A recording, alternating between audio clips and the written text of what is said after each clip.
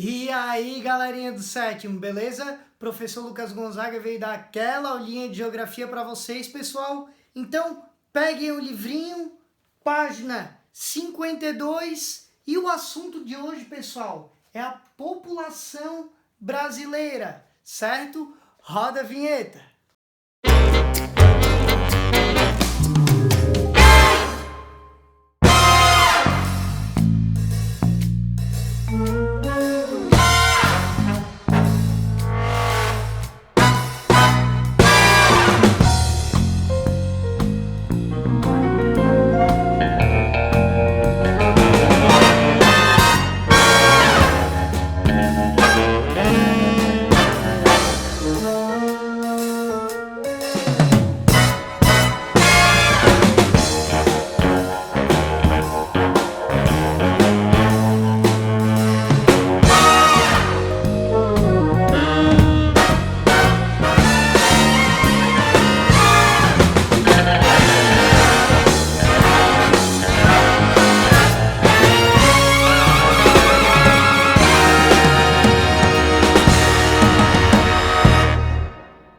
E aí, galerinha? Então, o pessoal tá aqui no cantinho, oi, oi, oi. E a gente vai fazer uma aulinha diferente que a gente já fez até agora. Então, essa videoaula vai ser a partir dos slides aqui e o professor aqui no cantinho, tá? E nessa aula, pessoal, a gente vai estudar a população brasileira. Então, capítulo 3, página 52, certo? E nessa aula a gente vai estudar da página 52 à página 55. Então prestem bastante atenção, porque esse conteúdo é bem importante, porque vai tratar, por exemplo, do nosso dia a dia, da nossa população brasileira, certo? Não, professor, não. População brasileira vai falar de matemática, vai falar de números, é um conteúdo muito chato. Não, pessoal, é um conteúdo bem bacana, tá? E o professor vai fazer essa aula para que vocês tenham o máximo de conhecimento, para que vocês gostem.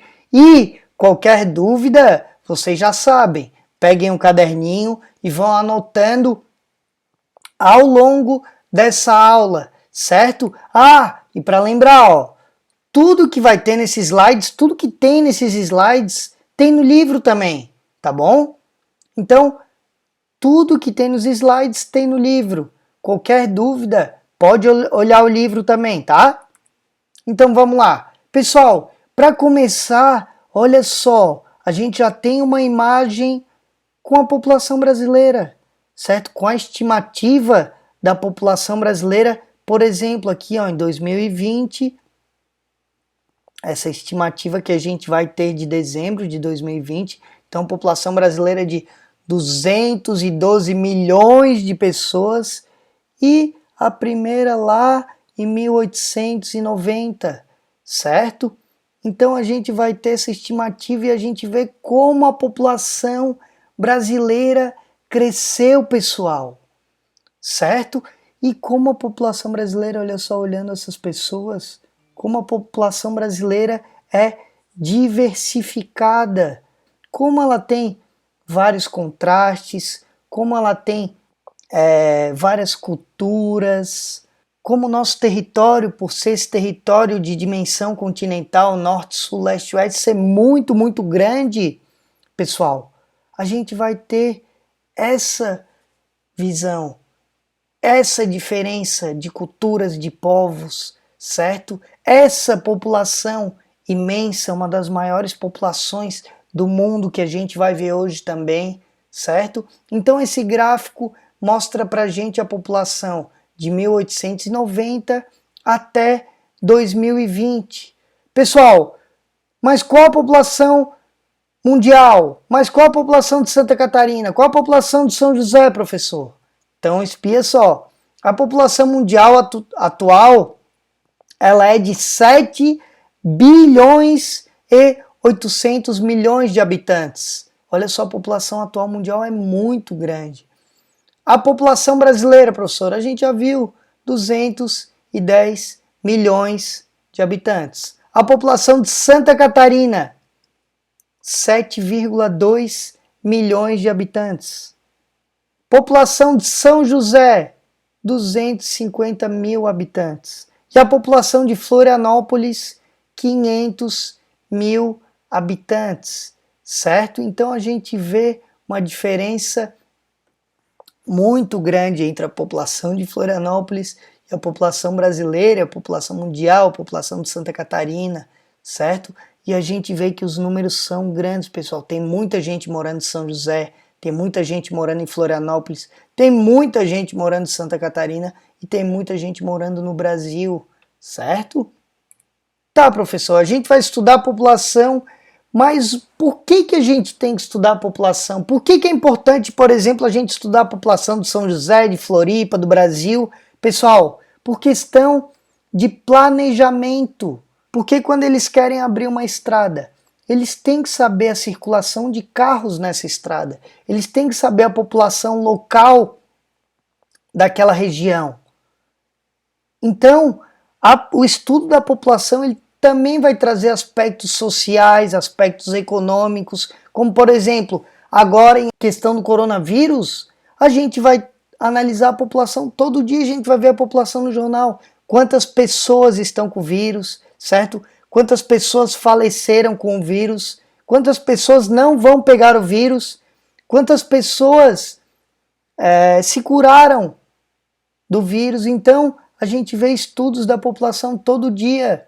Tem uma média de quantos leitos o governo tem que fazer, quantos leitos tem, certo? Então, tudo isso é questão de planejamento. E o estudo da população, que a gente pode chamar também de demografia, ele vai permitir uma melhor compreensão da realidade, certo? Da população. Então, por isso que o estudo da população é extremamente importante, certo? E quem vai fazer esse estudo, pessoal? Esse estudo vai se chamar como? Pessoal, esse estudo vai se chamar censo ou recenseamento demográfico, certo? Esse censo ou recenseamento demográfico, pessoal, é uma pesquisa para saber a população, por exemplo, do Brasil. Então, eles vão realmente colher dados, amostras, vão passar de casa em casa para ver quantas pessoas tem naquele município. Então, no Brasil, ele é feito de 10 em 10 anos. O último censo foi realizado em 2010 e agora, neste ano de 2020, vai ter outro censo, tá? Nesse censo, vão colher dados da população, dados econômicos, dados sociais, dados étnicos, culturais, de culturas, por exemplo, até de time que tu torce, de quantas TVs, por exemplo, tu tem em casa, que vai ser um dado econômico.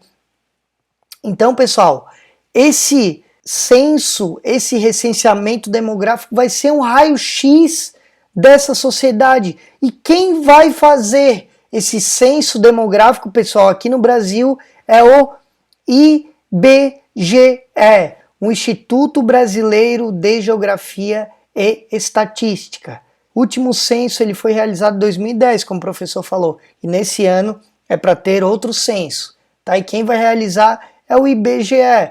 Então, qualquer dúvida, qualquer dado que tu quiser pegar de população, por exemplo, professor, meu sonho é ser cozinheiro e abrir um restaurante. Então, tu vai lá no IBGE, ver qual bairro de Florianópolis tem mais habitantes, porque daí, com certeza, tu instalando o teu bairro com mais habitantes, mais pessoas naquele lugar, tu tem uma chance de ter um movimento maior no teu restaurante. Então, por isso, desde aspectos econômicos e sociais, a gente vai lá pesquisar no IBGE, que vai trazer todos os dados do Brasil, vai trazer dados de Santa Catarina, vai trazer dados de Floripa, certo? Então vai ser extremamente importante. Pessoal, e a gente vai calcular o aumento ou a diminuição da população de um país ou de um lugar por dois processos, tá? O primeiro é a diferença entre o número de pessoas que entraram ou saíram do país Então, pessoal, quando a pessoa entra no país, a gente vai chamar de imigrante. Quando a pessoa sai do país, a gente vai chamar de emigrante, certo? Então, por exemplo, quando o corona chegou, a gente vai falar porque ele vai ser um imigrante. Então, o corona chegou, agora todo mundo faz Porém, quando o corona sair do Brasil, quando ele acabar, quando ele sair, a gente vai falar: "Ê, que massa, acabou! Vamos voltar para a aula". Então a gente vai falar de emigrante, porque ele está saindo, certo? E pessoal, essa crescimento ou diminuição da população também pode ser pelo número de nascimentos de pessoas e de óbitos, de falecimento de pessoas naquela região. Então a gente pode calcular a diminuição, o aumento da população pelo número de imigrantes e emigrantes ou a diferença entre número de pessoas nascidas e mortas naquela região. Então aqui embaixo tem duas imagens com dicas de emigrante e imigrante, porque isso vai ser extremamente importante, pessoal. Porque, por exemplo, quando vocês chegarem lá no vestibular, vocês vão ver que vai cair imigrante, vai cair emigrante, certo? Vai cair crescimento vegetativo, crescimento natural. Então, pessoal, quando o país cresce, quando o país tem um crescimento natural, o crescimento vegetativo, a gente vai falar que o país, a população dele está crescendo. Porém, quando a gente fala crescimento natural vegetativo negativo, é quando está morrendo mais pessoas do que nascendo. A população está caindo, certo? Ou está saindo mais pessoas daquele país do que entrando. Então a gente vai ter mais óbitos de pessoas, mais mortes de pessoas do que nascimento. E a gente vai chamar isso, esse crescimento populacional negativo ou crescimento natural negativo. Pessoal, no caso do Brasil, o crescimento vegetativo ele vai acontecer na atualidade, ele está acontecendo, nossa população está crescendo. Porém, a nossa população só teve esse crescimento influenciado por imigração entre 1870 a 1953, certo? Que daí vieram muitos imigrantes para o Brasil, no total de quase 5 milhões de imigrantes, pessoal, entre essa época. Então aqui ao lado a gente vê, olha só quantos italianos vieram para o Brasil entre 1870 a 1953. 1,5 milhão de italianos vieram para o Brasil. Portugueses, quase 1,5 milhão também. Outros, por exemplo, várias etnias europeias, 600 mil. Espanhóis, 650 mil. Alemães, 210 mil. Japoneses, 190 mil. E russos, quase 120 mil, certo? Então, bastante imigrantes, certo, para o Brasil. Pessoal, o Brasil ainda recebe muito imigrantes, o Brasil recebe, só que nem tanto quanto recebeu nessa época, pessoal. E lembrem, se a gente pega 4 milhões, 5 milhões naquela época, era muita gente, certo? Se a gente pega 4 milhões hoje, é bastante.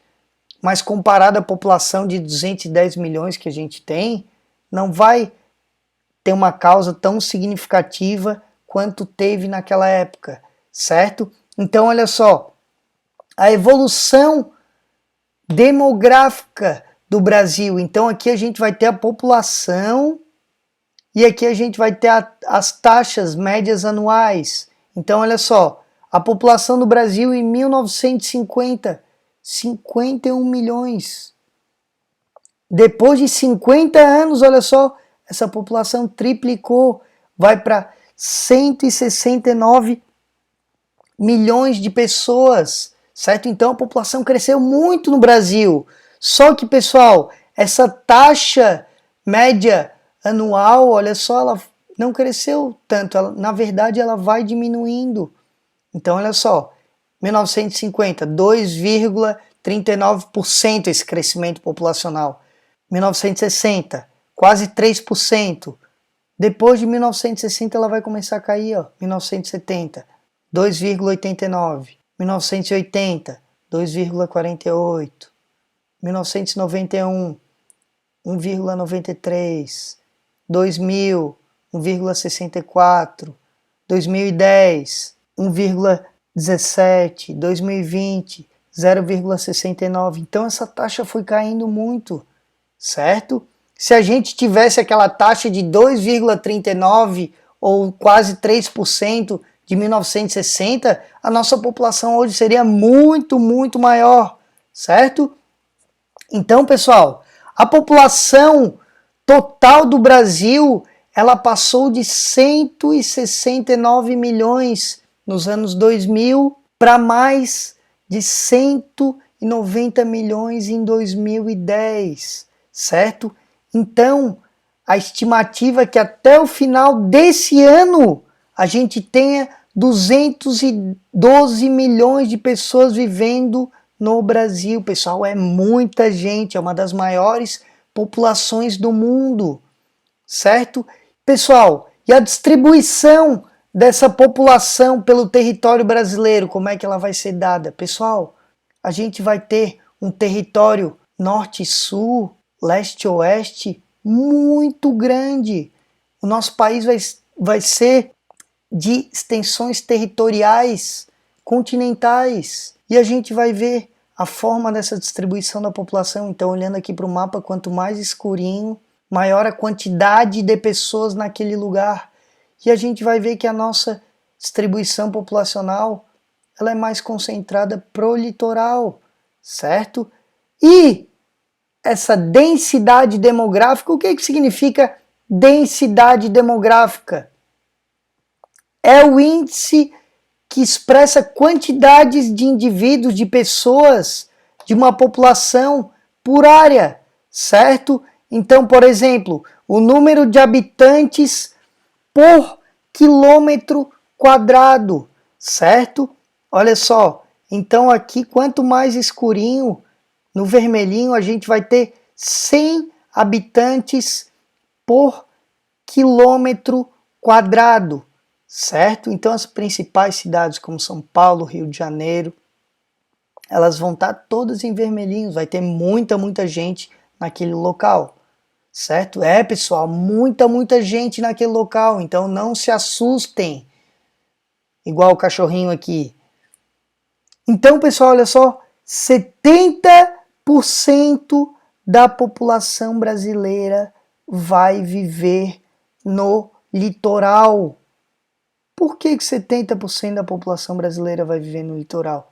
Se a gente analisa, olha só, as principais cidades do Brasil estão no litoral, estão próximos ao litoral, como por exemplo, Rio de Janeiro, Vitória, Porto Alegre, Curitiba e São Paulo não estão no litoral, mas estão próximos ao litoral, olha só. Floripa está no litoral. As capitais do Nordeste, a maioria delas estão no litoral, olha só. No norte do país, a gente vai ter no interior, certo? Que vai estar o norte do país, olha só. Só Manaus vai estar, toda essa área aqui, ela vai ser bem pouco povoada, pessoal, comparada ao restante do país. Então, 70% da população brasileira vai estar morando, vai estar localizada no litoral, pessoal.